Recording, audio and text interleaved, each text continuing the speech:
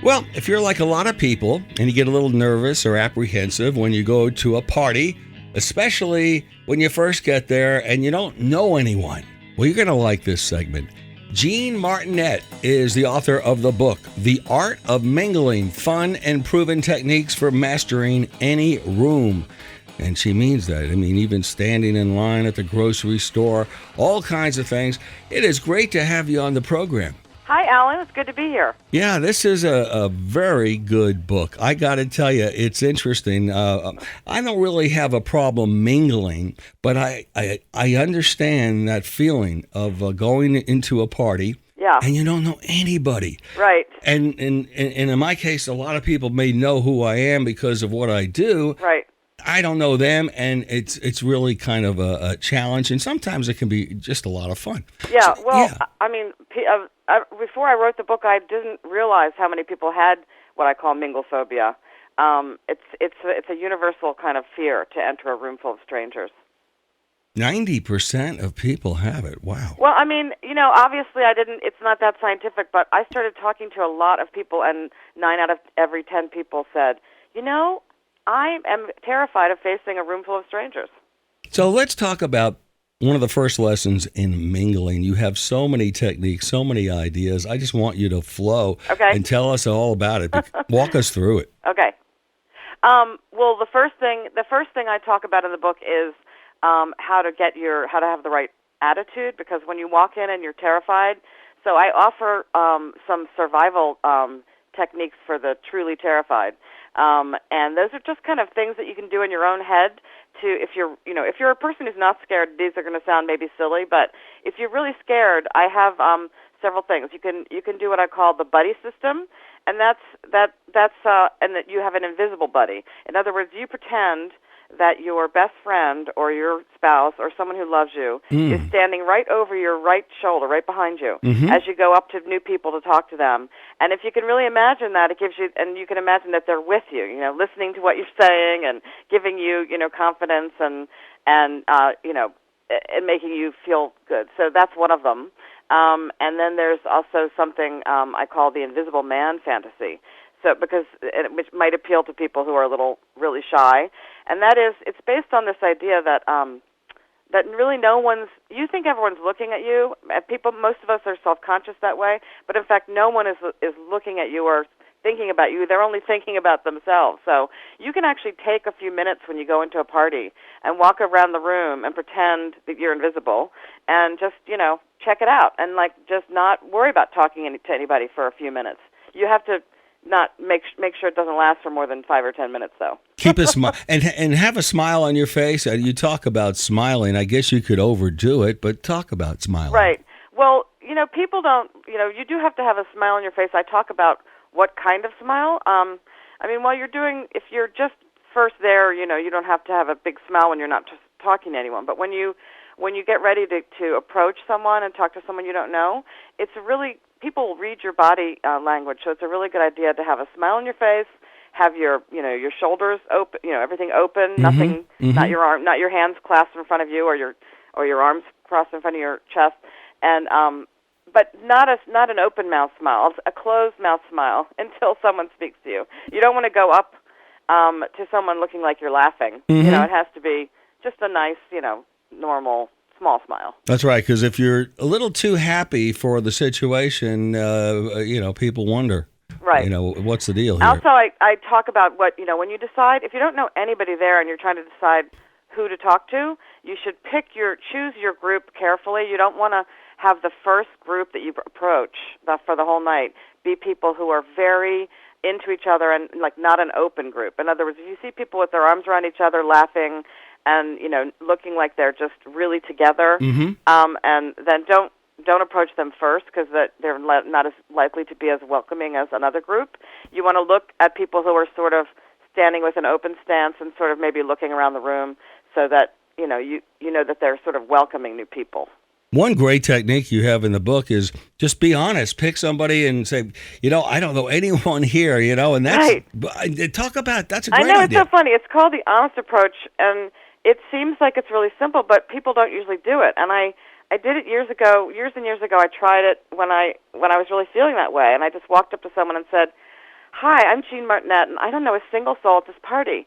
And amazingly, it was like I had said magic words, because what happens when you do that is that you basically throw yourself on the mercy of people, and most people are really nice, and they have been in your situation before, and those people will go out of their way then, usually, to introduce you to other people once Absolutely. you've actually said that. And it seems like a scary thing to do because you're admitting vulnerability, but it really works well. Does work well. I like the now in the situation where somebody like that may be introducing you, and maybe he just kind of words things wrong, or it doesn't really apply to you. It's kind of an awkward introduction. How do you handle that? Well, if it's somebody else, if somebody else is flubbing the introduction, the best thing for you to do, always be the kindest, most generous mingler you can. And so you can try and smooth that over by then, saying your name correctly, but not making a big deal about it, or if you're the one, I do have a section in the book on handling faux pas, and a lot of people say that they're terrified of introductions because they can never remember anybody's name, which is actually also quite a common thing, that everyone thinks it's only them, but everyone has that. And there are ways that you can make people introduce themselves, so that if you've forgotten someone's name, you can look at the two people and say, "You guys, I've always thought you guys should really meet because you're both so smart, or you're both so intelligent, or you both know the computer business so well." And you did, and as soon as you do that, and then you make a pause, the people will introduce themselves. Mm-hmm. So there are lots of techniques like that. That is a good one. Yeah, you're right. I have used that, and I'm bad at names. I'm great at faces, but Actually, most people are bad at names. People have. It's one of those things everyone thinks it's just them, but. Yeah. Now, just some tips, and again, from experience, I've learned to do this. Avoid talking politics. Right. This is harder and harder these days. Yes, because, it is. all subjects seem to lead to politics now, and because we're living in such a polarized world. In the old days, the Victorians used to say the only polite conversation was the weather and your health. But nowadays, either one of those subjects leads right to politics, because global warming and healthcare. So I have there are techniques in the book. It's impossible to never talk politics, but my rule is never argue about politics. And how do you do that? Well, there are test questions. If you're with somebody, you can ask them. You can say things that will be able to test whether or not they are a friend, on your side, a foe on the other side, or a fanatic. And the only people you don't want to talk politics with are people who you can tell right away are going to be angry right away. Bingo. And so I have some questions that in the book where you could, if you feel like you want to talk politics, you can say, I just bumped into someone who looks exactly like, and then you can, you list the name of a current political figure. And by their reaction, you'll be able to tell sort of what side of the fence they're on, and if they're going to be immediately passionate. And if someone does start arguing politics with you, then there are some diffuse and escape techniques I offer, where you can, quickly, hopefully, change a subject.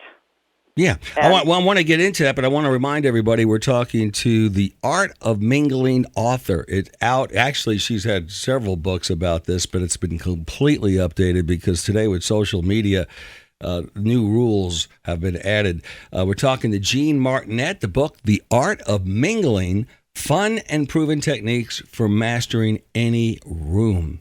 Now, before we get into some social media kind of challenges these days, let's talk about escaping from conversations. Okay. Boring conversations, yes. Or just you say, "Oh, this is going the wrong way."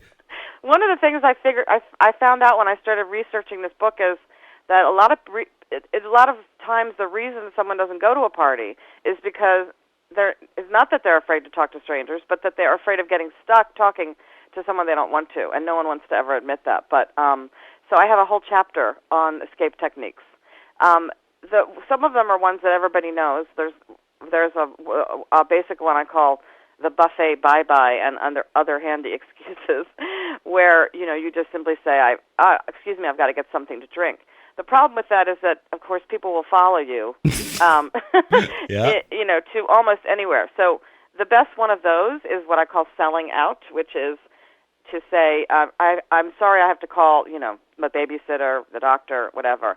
People will not follow you if you're going to make a phone call. And, it's a whole other subject, but when you're mingling, you're not supposed to have your cell phone out when you're talking in a group of people, so it makes sense that you would have to leave the general vicinity to make this phone call. And then there are other ones that are a little bit more, I don't know, not complicated, but a little more sophisticated, like the human sacrifice. The human sacrifice is one that it sounds so mean, but it's a common one that everybody uses, and that is to sort of snag someone else that you know who's walking by you. Yeah. You introduce them to the person you're talking to, and then there is a 10-second or 20-second period where you can just walk away right then because you've shifted the energy by bringing in a new person. You're right. I actually, without realizing I was using a technique, at conventions, I do that often. Right. It's a very common thing. A lot of the techniques in my book are things that everybody will recognize. It's just that I've put a fun name on them so that I can encourage people and remind people about them. Well, let's talk about the art of listening, or maybe the secret of listening. Okay. I'm a good talker, but you also have to be a good listener. It should be an equal sort of thing. You can't only listen; you have to also give back and talk. But being a good listener is important, and a lot of people have trouble with this in this area. And one of the reasons is that people think that they, especially if they're talking to someone who's not saying anything too complicated or brilliant, they think, well, I can listen and also plan my, dinner menu in my head. There's no reason my brain couldn't do two things. And that's not actually true, because it's important if you're going to have fun meeting people to really be in the conversation. So I do offer some sort of tips for people who have trouble listening, and one of them is to try to listen between the words. If you find that you're not, totally spellbound by what they're saying, try to think about what they're not saying. Try and picture what they're thinking. In other words, stay focused on the conversation. It'll end up being better in the end. Absolutely. Listening is really pays off in a lot of ways, and sometimes it's difficult. Some people have an opportunity to say something, and they take so long to get to the point, and they use so many extra words. That's where you start turning people off. Right, and what happens is you have something that you think is so great that you want to say, right, and so you start sort of waiting to talk instead of listening. And that's a very tempting thing that people have to be careful of. Yeah. The other thing that helps is one of my rules about eye contact. Yes. It seems very obvious, but sometimes people forget that when the other person is talking, you need to keep your eyes glued on their face. When you're talking, your eyes can roam a little bit because when you're thinking, your eyes can move up and around. But when someone else is talking, you must keep your eyes on theirs. Absolutely, absolutely. And you would think, most people would know that you don't take your phone out and look at it while you're having a conversation, but they do. They do, and it's really hard. Now it's really hard because it's become sort of a generational thing, and a lot of my rules that I have for the use or the non-use of phones at parties, 20-year-olds will find completely bizarre, but I still maintain them because if you're having a conversation with, let's say you're standing around with 3 or 4 people, and, this conversation is like this great spiral that kind of, if it's good, the conversation will go sort of up and around. And if someone takes us, all of a sudden you'll mention a movie, right? Who was in that movie? Okay. Now somebody whips out their phone to find out. Yep. Of course, it's impossible to resist almost. But once someone has their phone out, then everyone has their phone out. It's what I call an eye for an iPhone. Yep, that's true. And now you've gone off the party. Now everybody is somewhere else. Now they're checking their texts, they're checking their emails. And so if you don't know the name of if you never find out the name of the person in the movie until you get home, so what? So what? It's much better to have that lack of knowledge lead you to a better place in that conversation. Right. It's like a game, and if you take out your phone, you're basically left the court. Well, you're right. Sometimes something will come up and you can't think of somebody's name, and then everyone's looking, and next thing you know, you're talking about that person, and that was really just color for what the point was going to be. Right, exactly. It takes you off to the side, Yeah. Just like internet surfing. It leads you, in another direction, and you're not with the people. And face to face socializing is something we need to keep doing. Sometimes it's okay to lie at a party, and it's not really lying. Is it white lies, or explain that? Because it might be a little controversial. Yes, but I have a lot of people who sometimes get upset with me because I say it's okay to lie. I probably shouldn't use the word lie because it's really more like fibbing, and so it's like it's a generous thing. Mm-hmm. What we're talking about is lying in order to protect other people's feelings.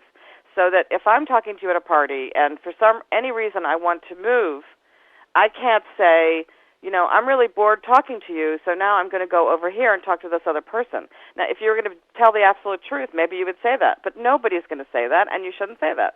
So there are lots of techniques in the book that involve telling, exaggerating the truth or telling little fibs. Yeah. It's just part of civilization. I think if people really thought about it, they'd realize they do it all the time. It just sounds bad. Yeah. And again, going back to the convention situation, lots of people there, and you really want to talk to somebody. Everyone is trying to talk to that person in that group, or you hardly get a word in edgewise. Is there a polite way to kind of ask somebody for a deeper conversation in the party so you don't have distractions? Let's say you want to make a point. Oh, I see what you're saying. So you're talking about somebody who's got a lot of people besieging them, and you wanted to have exactly. Or you could, you're friends with this person, but this person's a public person, so there's a lot of people trying to get their attention, and every step they take, there's somebody else. Right. And you don't want to say, you don't want to interrupt, but you need like 3 minutes uninterrupted privacy. Right. That probably would be a time when one of the few times when you would sit down. I don't usually, usually when you're mingling, you don't want to sit down because once you sit down, you basically stop mingling. But if you could go to that person who's your friend, your famous friend, and say, why don't we sit over here for a second? And you can get them over. Once you sit down, you've basically taken yourself out of the mingling pool. Mm-hmm. And fewer people, not everyone, if the person is really famous, but fewer people will come up and interrupt you if you're sitting down having a tete-a-tete with someone. Unbelievable. Basically, you've basically gone off into your own world. You really have great ideas for these human situations. This is what, the 5th book on it? This is the 3rd edition of The Art of Mingling. It was first published way back in 1992. Then it was republished in 2006. And of course, I've done other books on the subject. A book about faux pas called The Faux Pas Survival Guide, and some other books. But The Art of Mingling is the one that seems to hit people's where they live. Wow, the faux. I've seen such embarrassing situations. Somebody might have spinach on their teeth, or one guy accidentally, I guess he was coughing and he passed gas as he was. And everybody heard it. Oh, God. What do you do there? Well, there is a section on recovering from faux pas, and first of all, and there's also a section on how to be a faux pas angel, which is to help somebody else recover from faux pas. But one of my favorite techniques for if I make a terrible faux pas is called a storytelling as a healing technique. And I have a great faux pas story of something I did in the past. And if you can, so basically I say that I cannot believe I just did that, but it's not as bad as the time and it's a funny story. So then I tell the story of when, I don't know how much time we have, but I tell the story of when I met the famous writer Erica Jeanne. We have plenty of time. Go ahead. Okay, and I was interviewing her. It was years ago, and I was interviewing with her to be her assistant. And I was late because I had a broken foot. I had a lot of bad things going on, and it was raining. So I was very disheveled when I got to her townhouse, and her housekeeper let me in, and there I am dripping on her carpet. And Erica Jeanne comes sweeping down the stairs, and she put out her hand and she said, "Hi, I'm Erica Jeanne." And I put out my hand and I said, "Hi, I'm Erica Jeanne." There you go. I introduced myself as her. Absolutely. And it was such a crazy moment, and nobody knew what to do. The housekeeper, everybody was very confused until Erica Jeanne finally said, "You must be Jeanne Martinet." And I said, "Yes, that's who I am." But so if I'm at a party and I make a bad faux pas, I tell that story. And first of all, it takes it distracts people from the faux pas. It shows that you have a good sense of humor, and it's a little bit self-denigrating, right? Yeah. And it also entertains people. So, that's one of my favorite techniques. That's great. That's great. And listen, if you have a great personality, that's even better. But even if you don't have a great personality, a lot of these skills you can learn, right? Yeah, there are also more simple. That's a fancy technique, but there are also simple ways to recover from faux pas, like just confess, and dwell on it, or you can do the faux pas moi, which is just completely pretend it didn't happen. Some of these fit other, people's personalities better. And there is a way I describe sort of how to do the faux pas moi in the book. Just move on. Well, it's The Art of Mingling, fun and proven techniques for mastering any room. The brand new edition is out, completely updated. And let me tell you, Jeanne, that you hit on a lot of good ideas. Oh, thank you. Well, it's a subject that I really love writing about. Yep. Jeanne Martinet. Do you have a website? I do. It's JeanneMartinet.com. There you go. Great having you on the Allan Handelman Show. Looking forward to talking about this down the road again. Okay, Allan, it was great to talk to you. Thanks, Jeanne. All right, bye-bye. Bye-bye.